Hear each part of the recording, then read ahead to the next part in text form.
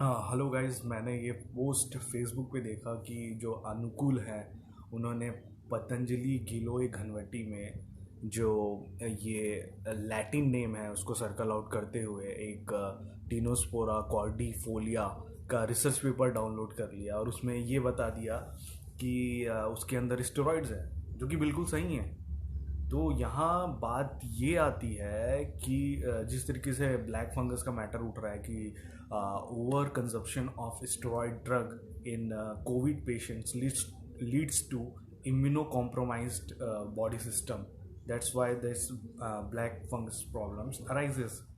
तो जिस तरीके से स्टेरॉयड के कारण जो ब्लैक फंगस को कनेक्ट किया गया है मेडिकली मॉडर्न साइंस के थ्रू, तो इन्होंने ये बोल दिया, मतलब ये प्रोपेगेंडा फैलाया जा रहा है कि भाई जो आयुर्वेदिक ड्रग्स हैं उसके अंदर भी तो स्टेरॉयड है, तो उन्होंने भी कहीं ना कहीं ब्लैक फंगस को अपलिफ्ट किया है।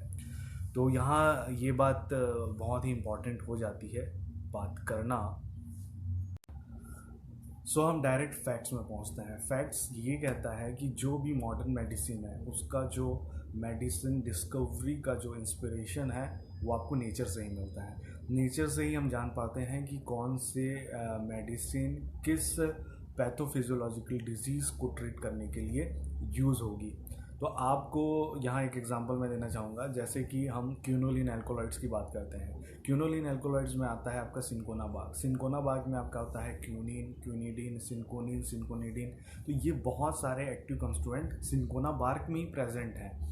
अब जब हम मॉडर्न मेडिसिन या एलोपैथी की बात करते हैं तो पर्टिकुलर एक्टिव फार्मास्यूटिकल इंग्रेडिएंट की बात करेगा, जिसको बोलते हैं एपीआई।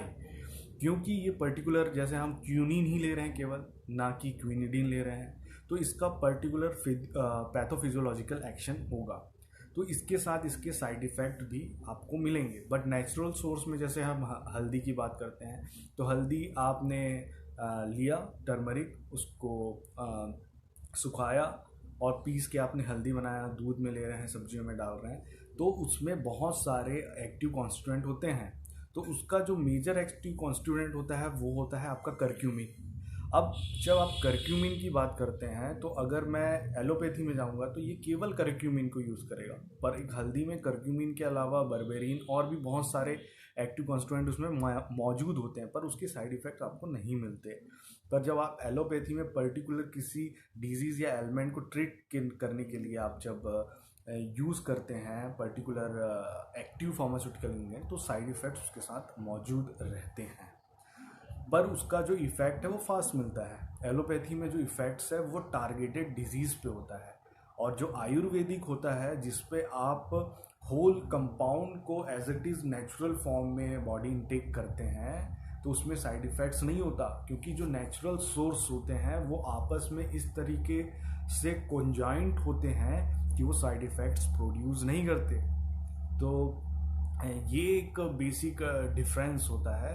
तो इस तरीके से स्टेरॉइड ये है, खा रहे हैं वो है, ये जनरली खाने के इंटेक में हमारी बॉडी में जाते हैं। इस तरीके की जो प्रोपेगेंडा फैलाया जा रहा है वो बिल्कुल ही गलत है।